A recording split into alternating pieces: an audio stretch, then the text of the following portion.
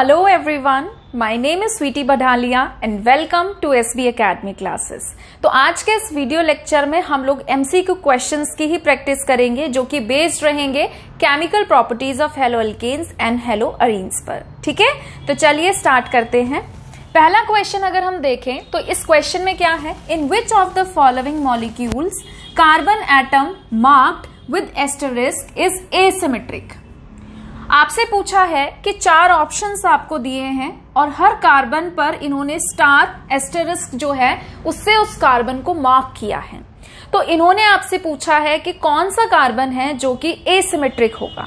तो सबसे पहले आपको पता होना चाहिए कि एसिमेट्रिक कार्बन हम कहते किसको हैं।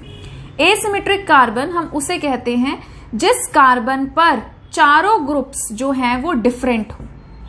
चारों ग्रुप्स क्या होने चाहिए, डिफरेंट। और जब हम ऐसे मॉलिक्यूल की मिरर इमेज बनाते हैं और अगर उसकी मिरर इमेज जो है वो क्या हो, नॉन सुपर इम्पोजिबल हो, तो हम उसको कायरल या फिर चिरल कहते हैं। हम कहते हैं कि वो कायरालिटी या फिर चिरालिटी की प्रॉपर्टी शो करता है। और अगर ऐसा नहीं होता है तो अगर मिरर इमेज सुपर इम्पोजिबल है तो हम उसको कहते हैं कि वो अकायरल है। ठीक है, तो अब देखिए, खैर हमें कायरालिटी के बारे में नहीं बताना है, हमें सिर्फ ये बताना है कि whether the carbon is asymmetric और नॉट।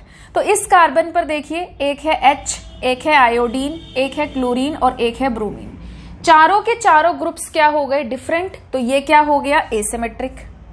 इसकी बात करते हैं, एक हो गया ड्यूटेरियम। ड्यूटेरियम जो है that is isotope of hydrogen, ठीक है, जिससे हैवी वाटर बनता है। ये है आयोडीन, ये है क्लोरीन और ये है ब्रोमीन। तो यहाँ पे भी क्या हो गए, चारों डिफरेंट। तो ये भी क्या हो गया, एसिमेट्रिक। यहाँ पर देखिए, hydrogen, hydroxyl group, methyl group, ethyl group, चारों ग्रुप क्या हो गए, डिफरेंट। यहाँ पर क्या हो गया, दो H क्या आ गए, सेम, जबकि हमारे पास चारों क्या होने चाहिए, अलग अलग। तो ये हमारा एसिमेट्रिक नहीं है। तो कौन कौन से हमारे कार्बन है जो एसिमेट्रिक है, फर्स्ट, सेकेंड एंड थर्ड। तो आपका आंसर क्या हो गया इसमें, फर्स्ट, सेकेंड एंड थर्ड, यानी कि बी। क्लियर है, आसान सा क्वेश्चन था। नेक्स्ट क्वेश्चन देखिए, alkyl halide undergoing nucleophilic bimolecular substitution. Bimolecular मतलब कि जो रेट ऑफ द रिएक्शन है वो किसी दो रिएक्टेंट की कॉन्सेंट्रेशन पे डिपेंड कर रहा है। रिएक्टेंट पे भी कर सकता है और किस पे डिपेंड कर सकता है, न्यूक्लियोफाइल पे भी डिपेंड कर सकता है। It means we are talking about SN2 mechanism. SN2 में ही ऐसा होता है। SN1 जो है वो क्या होती है, यूनिमोलिकुलर। ठीक है, तो यहां पर क्या होता है, जो SN2 है, SN2 अगर मैं आपको थोड़ा सा याद दिलाऊं तो इसमें हम ये देखते हैं कि कहां पर स्टेरिक हिंड्रेंस जो है, भीड़ भाड़ जो है वो कहां पर कम है। ठीक है, तो इसमें बेसिकली क्या होता है कि हमारे पास कार्बन होता है जिसपे आपके पास कुछ ग्रुप्स लगे हुए हो सकते हैं, क्योंकि इसमें लेस स्टेरिक हिंड्रेंस, कम भीड़ भाड़ होनी चाहिए, इसलिए हम उनमें SN2 अच्छी होती है। इसलिए मैं यहाँ पर मिथाइल हैलाइड का एग्जाम्पल ले रही हूँ। हेलोजेंस क्या होते हैं, they are more electronegative as compare to carbon, so they will attract the electron density towards itself, है ना। ज्यादा इलेक्ट्रोनेगेटिव होने की वजह से इलेक्ट्रॉन डेंसिटी को अपनी तरफ पुल करेंगे, जिसकी वजह से they will acquire partial negative charge and carbon will acquire partial positive charge. ठीक है, फिर क्या होता है कि न्यूक्लियोफाइल, यहाँ पर न्यूक्लियोफाइल हम किसको कहते हैं, इलेक्ट्रॉन रिच स्पीशीज को, वो कार्बन पर अटैक करते हैं, ये यहां से लीव करता है। प्रोडक्ट बनने से पहले यहां पर एक स्टेज बनती है, स्टेट बनता है, and that is transition state. Transition state हम किसको कहते हैं, जहां पर bond breaking and bond making both are occur simultaneously, साथ साथ चल रहा है। पुराना बॉन्ड टूट रहा है और नया बॉन्ड जो है वो बन रहा होता है। उसके बाद क्या होता है, इसमें हो जाता है इन्वर्जन, है ना। स्टीरियोकेमिस्ट्री क्या हो जाती है इसकी, चेंज, इस तरीके से, है ना। जैसे कि मान लीजिए, मैं आपको एग्जांपल से समझाती हूं।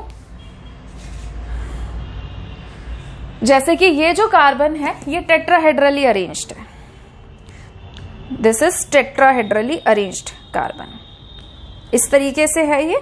ठीक है, और इसमें क्या है कि ये हेलोजन इलेक्ट्रॉन्स को खींच रहा है अपनी तरफ, यहां पर पार्शियल नेगेटिव है, ये कार्बन क्या हो गया, इलेक्ट्रॉन डेफिशिएंट, इस पर पार्शियल पॉजिटिव चार्ज आया, इस पर पार्शियल नेगेटिव। न्यूक्लियोफाइल जैसे इसे अटैक करेगा, ठीक है, इस तरीके से, तो ये तीन बॉन्ड कहाँ आ जाएंगे, एक ही प्लेन में, इस तरीके से। ठीक, अब जब यहां से न्यूक्लियोफाइल लीविंग ग्रुप लीव करेगा तो ये जो है अपनी स्टीरियोकेमिस्ट्री को थोड़ा सा चेंज करेंगे। पहले बॉन्ड कहां थे, इधर की तरफ थे, अब ये बॉन्ड कहां हो जाएंगे, इधर की तरफ, इस तरीके से। ठीक है, तो अभी भी टेट्राहेड्रली ही अरेंज रहेगा, बट इसकी स्टीरियोकेमिस्ट्री क्या हो गई, चेंज। पहले ऐसे था इस तरीके से, अब कैसा हो गया, ऐसे।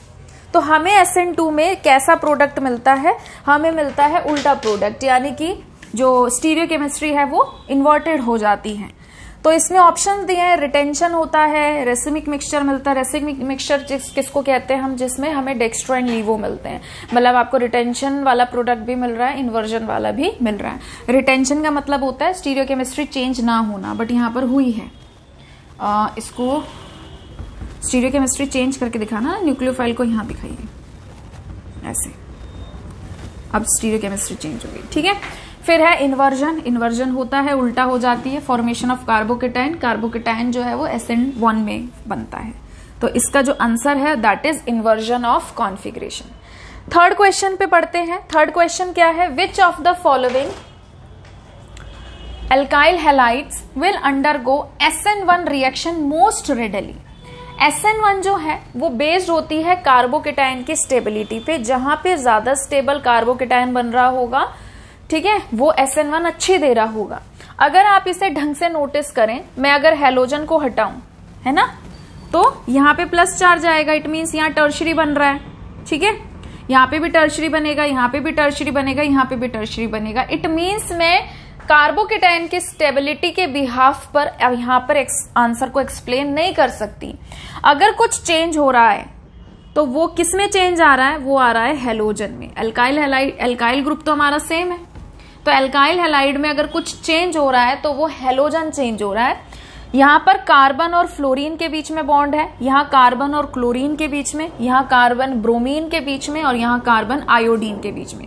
कार्बन छोटे साइज का होता है, फ्लोरीन भी छोटे साइज का होता है, दोनों क्या बनाएंगे, सेम साइज है ना, सिमिलर से साइज है, so they will form strong bond. तो ये स्ट्रॉन्ग बॉन्ड बनाएंगे, जल्दी नहीं टूटेगा। फिर कार्बन और क्लोरीन आ गया, क्लोरीन का साइज थोड़ा सा बढ़ गया। फिर कार्बन ब्रोमीन आ गया, ब्रोमीन का साइज थोड़ा सा और बढ़ गया। फिर कार्बन आयोडीन आ गया, आयोडीन का साइज और बढ़ गया। तो जितना साइज में डिफरेंस रहेगा, ऑर्बिटल की ओवरलैपिंग उतनी अच्छी नहीं हो पाएगी, यहां पर वीक बॉन्ड बनेगा और ये जल्दी टूट जाएगा। और जो जल्दी टूट रहा है, कॉमन सेंस है वो, तो फिर वो फास्ट रिएक्शन शो करेगा। तो कौन है इसमें जो जल्दी फास्ट रिएक्शन शो करेगा, आयोडीन। ठीक है, तो इसका आंसर हमारा क्या हो गया, टर्ट ब्यूटाइल आयोडाइड। क्लियर है। फिर है next question, for the following I minus, Cl minus and Br minus, the increasing order of nucleophilicity would be। कौन अच्छा न्यूक्लियोफाइल होगा, जिसके पास इलेक्ट्रॉन्स ज्यादा होंगे। किसके पास इलेक्ट्रॉन्स ज्यादा हैं, जाहिर सी बात है आयोडीन के पास ज्यादा है, तो आयोडीन, ब्रोमीन एंड क्लोरीन, ये आंसर इसका रहेगा। ठीक है, वीडियो को पॉज करके इसे नोट करिए, फिर हम लोग आगे के क्वेश्चंस डिस्कस करते हैं।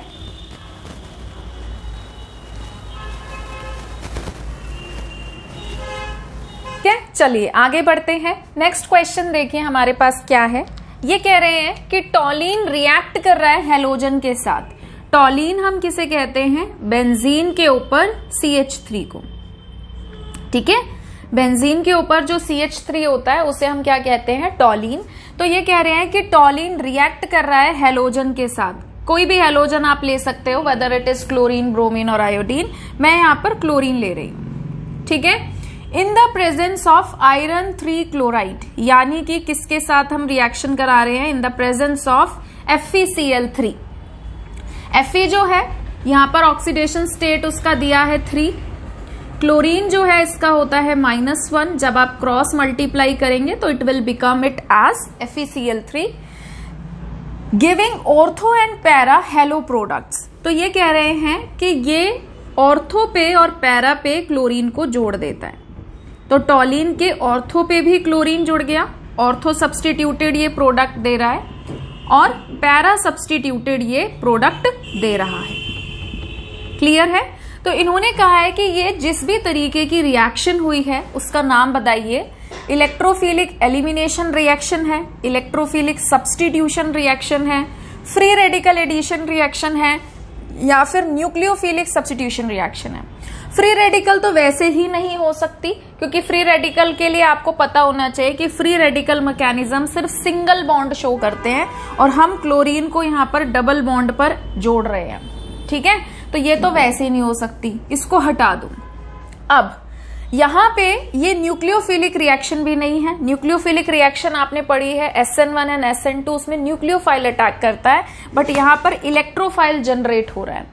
जो FeCl3 है ये किसकी तरह एक्ट कर रहा होता है? ये एक्ट कर रहा होता है लुईस एसिड की तरह, मतलब कि इलेक्ट्रॉन एक्सेप्टर। इसकी ऑक्टेट कंप्लीट नहीं होती, तो यहाँ पर क्या होता है कि क्लोरीन अपने लोन पेयर डोनेट करने के चक्कर में इस पर अटैक करता है और ये बना देता है FeCl4- और यहां पर जनरेट हो जाता है Cl+। तो इलेक्ट्रोफाइल यहां पर जनरेट हुआ है, तो न्यूक्लियोफिलिक रिएक्शन तो ये कतई नहीं है। ठीक है, तो फोर्थ ऑप्शन भी हमारा हट गया।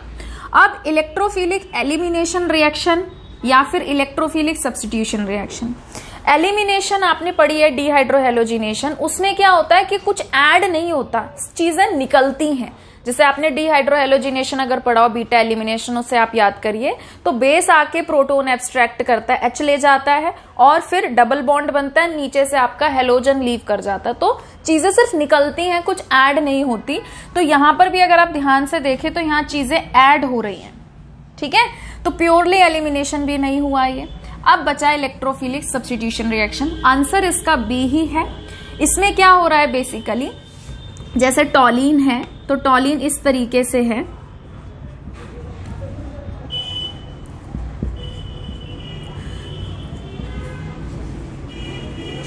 ठीक है। तो इसमें क्या हो रहा है कि जब ये इलेक्ट्रॉन देता है, CH3 जो है ये क्या करता है, प्लस आई इफेक्ट देता है, जिसकी वजह से रेजोनेंस होता है और रेजोनेंस होने पे ऑर्थो और पैरा पोजीशन इलेक्ट्रॉन रिच हो जाती है। मैं भी रेजोनेंस नहीं ड्रॉ कर रही। तो यहाँ पे अगर आप इसको ध्यान से देखो तो क्या है कि इस वाले कार्बन पे से H हटा है और उस H की जगह क्लोरीन आ गया। इन द सेम वे इसमें भी ऐसे ही है कि यहाँ वाले कार्बन से H हटा है और उसकी जगह क्लोरीन आ गया। तो किसी की जगह को हटाकर उसकी जगह लग जाना, सब्स्टिट्यूट हो जाना, है ना। तो ये किस तरीके की रिएक्शन हुई, इलेक्ट्रोफिलिक सब्स्टिट्यूशन रिएक्शन। क्लियर है, तो इसका आंसर हो गया बी। उसके बाद नेक्स्ट क्वेश्चन अगर हम देखें तो वो क्या है हमारे पास, वो है क्लोरीनेशन ऑफ टॉलिन। इसमें भी टॉलिन है तो मैं इसको मिटा नहीं रही। अच्छा, क्लोरीनेशन ही कर रहे हैं ये, यहां पे इतना मिटा देते हैं। ठीक है, क्या कह रहे हैं ये अगले सवाल में, ये कह रहे हैं कि क्लोरीनेशन अगर हम टॉलिन का करते हैं इन प्रेजेंस ऑफ सनलाइट, अगर हम सनलाइट की प्रेजेंस में, HNu सनलाइट और हीट, ठीक है, हीट की प्रेजेंस में, and followed by treatment with aqueous NaOH, it gives, क्या देगा हमें ये। अच्छा, सबसे पहले ना आपको ये बात पता होनी चाहिए कि अगर हम हेलो अल्केन ले रहे हैं, ठीक है, अगर हम हेलो अल्केन ले रहे हैं और हेलो अल्केन में हम डाल रहे हैं एक्वस बेस, तो ये बनाता है अल्कोहल। ये बात आपको पता होनी चाहिए। जैसे फॉर एग्जाम्पल मैंने लिया RX, मैंने इसमें डाला एक्वस NaOH या एक्वस KOH व्हाटएवर, तो क्या होगा, ये टूटेगा Na+OH- में। OH- जो है ये अटैक करेगा इस R- पर। ये चार्जेस क्यों आए हैं, क्योंकि there is a difference in electron negativity. तो ये अटैक करेगा, ये यहां से लीव करेगा and it will form alcohol. ये आपको पता होना चाहिए, ठीक है, it's a just basic concept. अगर हम हेलो अल्केन ले रहे हैं और हम हेलो अल्केन के अंदर एक्वस की जगह ले रहे हैं alcoholic base, like for example हमने ले लिया अल्कोहलिक KOH, तो ये फॉलो करता है beta elimination reaction and it will form alkyne. Like for example अगर मैंने यहां पर ले लिया CH3 CH2 Cl और मैं इसके अंदर डाल रही हूँ अल्कोहलिक KOH और उसको हीट कर रही हूँ, तो डिहाइड्रोहेलोजिनेशन रिएक्शन यहाँ पर होगी। ये बनाएगा अल्कीन, बनाएगा KCl एंड बनाएगा वाटर। ये बात आपको पता होनी चाहिए, ठीक है। साथ ही साथ आपको ये पता होना चाहिए कि जब भी हम हेलोजिनेशन कर रहे हैं, whenever we are doing halogenation in presence of sunlight और हीट, तो हमेशा अल्केन रिएक्शन देता है। ठीक है, एल्केन्स जो होते हैं, सिंगल बॉन्ड जो होते हैं, वो हमेशा लाइट या फिर हीट की प्रेजेंस में रिएक्शन देते हैं, जबकि डबल बॉन्ड जो होते हैं वो हमेशा डार्क में रिएक्शन देते हैं, मतलब कि लाइट और हीट की प्रेजेंस में डबल बॉन्ड रिएक्शन नहीं देते। ये बात क्लियर है। अगर यहाँ पे इन्होंने मेंशन कर दिया in the presence of sunlight and heat, या फिर सनलाइट और हीट, ठीक है, और करके भी एंड की जगह और भी आ सकता है, तो आपके दिमाग में सबसे पहले ये चीज आनी चाहिए कि अगर यहाँ पर लाइट या हीट या इनमें से कोई भी एक चीज आ गई, इट मीन्स कौन रिएक्शन देगा? Single bond. तो यहाँ पे तो डबल बॉन्ड है, रिंग में डबल बॉन्ड घूमता भी रहता है, तो यहां से एक चीज कंफर्म हो गई कि डबल बॉन्ड जो है यानी कि रिंग जो है वो रिएक्शन नहीं देगी। फ्री रेडिकल मैकेनिज्म होता है लाइट और हीट की प्रेजेंस में। तो यहां पर सिंगल बॉन्ड अगर आपको कहीं पे दिखाई दे तो वो आपको दिखाई देगा कार्बन के ऊपर। क्लियर है? ठीक है, तो यानी कि यहां पर फ्री रेडिकल मैकेनिज्म होगा, बॉन्ड टूटेगा, एक इलेक्ट्रॉन इस H पर, एक इस H पर। क्लोरीन जो है इसके बीच का भी बॉन्ड टूटेगा, एक इलेक्ट्रॉन इस पर, एक इलेक्ट्रॉन इस पर। इस तरीके से बनाएगा रेडिकल, एक रेडिकल के साथ जुड़ जाएगा H और एक रेडिकल जुड़ जाएगा यहां पर। तो ये क्या बनाएगा? ये बनाएगा CH2Cl और बेंजीन रिंग। बेंजाइल क्लोराइड जो है ये बन गया। हैलोजन जिस कार्बन से जुड़ा है उस कार्बन पर एक बेंजीन रिंग है, तो ये क्या बन गया? ये बन गया बेंजाइल क्लोराइड। तो हमने अभी तक यहां तक किया। फिर इन्होंने कहा है followed by treatment of aqueous NaOH। अगर हमारे पास कोई हेलो अल्केन है और उसमें अगर हम एक्वस बेस डाल रहे हैं तो वो क्या बनाता है? वो बनाता है अल्कोहल। तो मैंने इसके अंदर डाल दिया एक्वस NaOH। NaOH कैसे टूटेगा? Na+OH- में। ठीक है, क्लोरीन ज्यादा इलेक्ट्रोनेगेटिव होता है कार्बन से, इसकी इलेक्ट्रॉन नेगेटिविटी होती है 3.15, कार्बन की होती है 2.5। कौन ज्यादा इलेक्ट्रोनेगेटिव? क्लोरीन। ज्यादा इलेक्ट्रोनेगेटिव है, इलेक्ट्रॉन खींचेगा अपनी तरफ, इस पे इलेक्ट्रॉन ज्यादा हो जाएंगे, इलेक्ट्रॉन पे नेगेटिव चार्ज होता है, तो यहां आ गया पार्शियल नेगेटिव चार्ज, यहां पर आ गया पार्शियल पॉजिटिव चार्ज। ठीक है, तो नेगेटिव पॉजिटिव पर अटैक करेगा और ये यहां से लीव करेगा, तो ये क्या बनाएगा? ये बनाएगा CH2OH और बेंजीन रिंग। तो अब देखिए ये क्या है, ये मैंने आपको एक पैटर्न बता दिया कि इस तरीके से हमारी रिएक्शन हो सकती है। OH जिस कार्बन से जुड़ा है उस पे एक बेंजीन रिंग है, तो ये हमारा क्या बन गया? Benzyl alcohol. पर बेंजाइल अल्कोहल जो है ये हमारे पास एट प्रेजेंट ऑप्शन में नहीं है। पर मैंने आपको ये क्यों बताया? यहां से आपके दो तरीके के सवाल जनरेट हो सकते हैं। आपको ऑप्शन में बेंजाइल अल्कोहल भी मिल सकता है और ऐसा भी हो सकता है कि आपको कुछ और प्रोडक्ट बनाना हो। तो जब हम बात करते हैं यहां पर सब्स्टिट्यूशन रिएक्शन की, सब्स्टिट्यूशन रिएक्शन जो होती है फ्री रेडिकल मैकेनिज्म, जब अल्केन फॉलो करते हैं तो वो मिक्सचर ऑफ प्रोडक्ट बनाते हैं। यानी कि जब मैंने मोनो सब्स्टिट्यूशन किया इसका तो मुझे डिजायर्ड प्रोडक्ट जो मिला बेंजाइल अल्कोहल, वो अभी ऑप्शन में नहीं है। तो मैं क्या करूंगी? यहां से इसका फर्दर सब्स्टिट्यूशन करूंगी। ठीक है, तो इसमें हम क्या करेंगे? जैसे हमारे पास ये है CH2Cl, ठीक है, इसमें से मैं एक H को और बाहर निकाल दूंगी। फिर से हम क्या करेंगे? इसके अंदर डालेंगे क्लोरीन लाइट की प्रेजेंस में। यहां से H जो है ये निकलेगा बाहर, यहां से क्लोरीन टूटेगा इस तरीके से। ठीक है, और ये एक क्लोरीन यहां पे जाके जुड़ेगा और एक H इस क्लोरीन के साथ जाके जुड़ेगा, तो यहां पे बन गए दो क्लोरीन। दो क्लोरीन बनने के बाद फिर से एक और बार ये रिएक्शन होगी। ठीक है, फिर से हम क्लोरीन डालेंगे लाइट की प्रेजेंस में, फिर से यहां पर एक और बार तीसरा क्लोरीन आकर जुड़ जाएगा। अब हमारा जो है यहां से डिजायर्ड प्रोडक्ट आएगा। ठीक है, तो वही वाला कॉन्सेप्ट लगाना है कि हैलोजन ज्यादा इलेक्ट्रोनेगेटिव है, इलेक्ट्रॉन खींच रहा है, इस पे पार्शियल नेगेटिव, इस पे पार्शियल पॉजिटिव। ठीक है, एक्वस NaOH डालेंगे तो एक्वस NaOH क्या करेगा? सेम ये वाली रिएक्शन करेगा, 3 बार करेगा। एक बार इसको हटाएगा, एक बार इसको हटाएगा, एक बार इसको हटाएगा। तो हमारे पास कितने OH आ जाएंगे? हमारे पास आ जाएंगे 3 OH।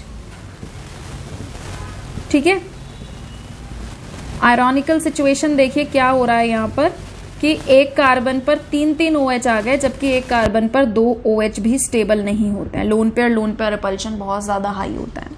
तो क्योंकि ये स्टेबल नहीं होता तो अपने आप ही यहां से water as a good living group leave कर जाता है, H2O बाहर निकल जाएगा, ठीक है। और ये कार्बन जो है इस ऑक्सीजन के साथ डबल बॉन्ड बना लेगा, तो ये हो जाएगा कार्बन डबल बॉन्ड O और इस कार्बन पर एक क्या है OH। तो बेंजीन के ऊपर COOH, ये क्या हो गया बेंजोइक एसिड। तो देखिए कि क्या बेंजोइक एसिड आपके ऑप्शंस में है, cresol, ortho, paracresol, 2,4 dihydroxy toluene and benzoic acid. तो फोर्थ जो है वो हमारे पास बेंजोइक एसिड है, ठीक है। क्रीसोल अगर आपको नहीं पता हो कि क्रीसोल किसको कहते हैं तो ये भी आपको पता होनी चाहिए, बेसिक सी बातें होती हैं। बेंजीन के ऊपर जब CH3 और OH आ जाएं तो उसे हम क्रीसोल कहते हैं। ये 1-2 पोजीशन पे है इसलिए ऑर्थो। पैरा में कैसी पोजीशन होती है 1-4, मतलब एक अगर यहां है तो दूसरा उसके 180 डिग्री पे होगा, एक 1 पे है तो दूसरा 4th पे, ठीक है। क्लियर है। वीडियो को पॉज करके इसको नोट कर लीजिए, फिर मैं इसको रब करके नेक्स्ट क्वेश्चन डिस्कस करूंगी, ठीक है। आगे बढ़ते हैं। नेक्स्ट क्वेश्चन पे जाने से पहले मैं डिस्कस करना चाहूंगी, देखिए जब भी हम किसी डबल बॉन्ड के अंदर कोई एसिड ऐड कर रहे होते हैं, वाटर ऐड कर रहे होते हैं, H2SO4 ऐड कर रहे होते हैं, ठीक है, तो ये फॉलो करता है मार्कोनिव और एंटी मार्कोनिव एडिशन। अगर आपका डबल बॉन्ड सिमेट्रिकल है तो आप चीजों को कैसे भी ऐड कर लो। सिमेट्रिकल अल्कीन हम उसे कहते हैं कि कैसे भी ऐड करें सेम ही प्रोडक्ट मिले। अगर हमारे पास ऐसा डबल बॉन्ड है जो अनसिमेट्रिकल है, मतलब वे ऑफ एडिंग से अगर हम वे ऑफ एडिंग चेंज कर रहे हैं तो प्रोडक्ट अगर अलग हो जाता है तो उसे अनसिमेट्रिकल अल्कीन कहते हैं। तो अनसिमेट्रिकल अल्कीन के अंदर हम 2 रूल फॉलो करते हैं।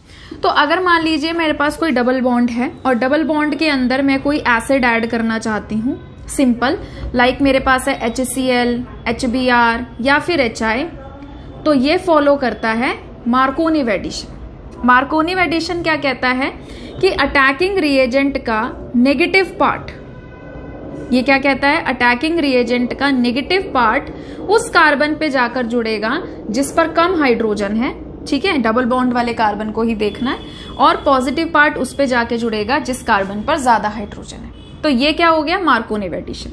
एंटी मार्कोनिव जो है HX की अगर हम बात करें तो HX में सिर्फ और सिर्फ HBr देता है। HBr ही क्यों देता है, मैंने इस पे वीडियो बना रखी है, आप देख सकते हैं। HBr ही देगा और वो भी देगा इन प्रेजेंस ऑफ परऑक्साइड। अगर आप परऑक्साइड नहीं डाल रहे हैं तो मार्कोनिव लगेगा, अगर आप परऑक्साइड को डाल रहे हैं तो क्या लगेगा, एंटी मार्कोनिव। एंटी मार्कोनिव अपोजिट कहता है, ये कहता है कि अटैकिंग रिएजेंट का पॉजिटिव पार्ट उस कार्बन पर अटैकिंग रिएजेंट का नेगेटिव पार्ट उस कार्बन पर जाके जुड़ेगा जिस कार्बन पर ज्यादा हाइड्रोजन है। डबल बॉन्ड वाले कार्बन को ही देखना है, इसको नहीं देखना है, ठीक है। तो क्वेश्चन देखिए, क्वेश्चन है in the addition of HBr to propene, propene बनाया हमने और ये कह रहे हैं कि प्रोपीन में अगर हम HBr डाल रहे हैं in the absence of peroxide, मतलब परऑक्साइड नहीं है, इट मीन्स क्या लगेगा हमारे पास लगेगा मार्कोनिव एडिशन। जब परऑक्साइड नहीं होता तो कोई भी हो HCl, HBr, HI वो मार्कोनिव ही फॉलो करता है। कह रहे हैं कि first step involves the addition of, first step क्या इन्वॉल्व कर रहे हैं, तो फर्स्ट स्टेप में देखिए क्या होता है, first step involves the addition of H+, Br-, H-, Br+। इसमें देखिए क्या है, मान लीजिए जैसे मेरे पास ये डबल बॉन्ड है, मैं डबल बॉन्ड को तोड़ना चाहती हूँ। एक बॉन्ड 2 इलेक्ट्रॉन से मिलके बनता है। 2 पॉसिबिलिटी है, क्या पॉसिबिलिटी है कि भाई या तो मैं इलेक्ट्रॉन को इस कार्बन पे भेज दूं या मैं इस इलेक्ट्रॉन को, दोनों इलेक्ट्रॉन को इस कार्बन पे भेज दूं। मैं आपको दोनों पॉसिबिलिटी बता देती हूं, ठीक है। मान लीजिए पहले केस में मैंने क्या किया, इलेक्ट्रॉन को यहां पर भेज दिया, तो ये हो गया CH3 CH lone pair with minus sign, यहां हो गया सिंगल बॉन्ड, इस कार्बन का एक बॉन्ड टूट गया तो इस पर आ गया प्लस चार्ज, ठीक है। फिर उसके बाद मान लीजिए मैंने इलेक्ट्रॉन को यहां ना भेजकर यहां भेजा, भाई दोनों इलेक्ट्रॉन भेजने पड़ेंगे, क्यों, क्योंकि सिंगल सिंगल तब भेजते हैं जब फ्री रेडिकल मैकेनिज्म हो रहा और वो हमेशा लाइट और हीट की प्रेजेंस में होता है, और डबल बॉन्ड हीट और लाइट की प्रेजेंस में रिएक्शन नहीं देते, याद करो मैंने अभी थोड़ी देर पहले बताया था, ठीक है। तो इसलिए मुझे एक ही कार्बन पे दोनों इलेक्ट्रॉन भेजने पड़ रहे हैं, हेटेरोलिटिक फिशन कर रही हूं मैं। तो अब नेक्स्ट केस क्या है कि मैंने इस वाले टर्मिनल कार्बन पे भेज दिए इलेक्ट्रॉन और इस पर आ गया प्लस साइन। ठीक है, तो ये पॉसिबिलिटी है। अब मार्कोनिव एडिशन जो है ये बेस्ड होता है कार्बोकेटायन के ऊपर कि कहां पे कार्बोकेटायन स्टेबल बनेगा, और एंटी मार्कोनिव जो है इसका मैकेनिज्म बेस्ड होता है फ्री रेडिकल पे। तो अभी हम मार्कोनिव की बात कर रहे हैं तो हम कार्बोकेटायन को देखेंगे। जिस कार्बन पे प्लस चार्ज है इस कार्बन का एक ही कार्बन के साथ बॉन्ड है। कैसा कार्बोकेटायन बनाइए? Primary carbocation. ठीक है, यहां देखो जिस कार्बन पे प्लस साइन आया उस कार्बन का 2 कार्बन के साथ बॉन्ड है। ये कैसा कार्बोकेटायन बना? ये बना सेकेंडरी कार्बोकेटायन। कौन सा कार्बोकेटायन ज्यादा स्टेबल होता है? प्राइमरी और सेकेंडरी में तो सेकेंडरी ज्यादा स्टेबल है, अगर कहीं टर्शरी बन रहा हो तो टर्शरी ज्यादा स्टेबल हो गया। ठीक है, पर यहाँ पे टर्शरी तो है नहीं, प्राइमरी और सेकेंडरी है, इन दोनों में से चूज करना है तो इन दोनों में सेकेंडरी ज्यादा स्टेबल होता है। उसके बाद क्या होगा? HBr। HBr कैसे टूटेगा? H प्लस Br माइनस में। तो लोन पेयर को अगर मतलब इस H को अगर मैं यहाँ पर लोन पेयर पे नेगेटिव है ना, नेगेटिव और पॉजिटिव, इस H को अटैक कर दूं अगर, तो ये क्या करेगा? बना दिया इसने प्राइमरी कार्बोकेटायन। इस H को अगर मैं यहाँ इस H को अगर मैं यहाँ जोड़ू तो इसने क्या बना लिया? Tertiary carbocation. ठीक है, तो इसके मैकेनिज्म में जो पहला स्टेप होता है अगर कौन जुड़ेगा तो वो जुड़ता है H प्लस, क्योंकि इसके जुड़ने के बाद हमारा स्टेबल कार्बोकेटायन बनता है। उसके बाद Br माइनस अटैक करके जहां जहां उसको जुड़ना होता है वो जुड़ सकता है। तो एक Br यहां जुड़ेगा, ठीक है, एक प्रोडक्ट आपका ये मिलेगा और एक प्रोडक्ट आपको ये मिलेगा। नीचे जोड़ दो Br या ऊपर जोड़ दो, कहीं पे भी जोड़ दो। ठीक है, ये बनेगा मेजर और ये बनेगा माइनर। ठीक है, अब मार्कोनिव की बात सुनो। मार्कोनिव ने क्या कहा था? अटैकिंग रिएजेंट का नेगेटिव पार्ट उस कार्बन पे जाएगा जिसपे कम हाइड्रोजन है। ऐसा उसने क्यों कहा था? ध्यान से देखो, आके फाड़ फाड़ के, है ना, मजाक कर रही हूं।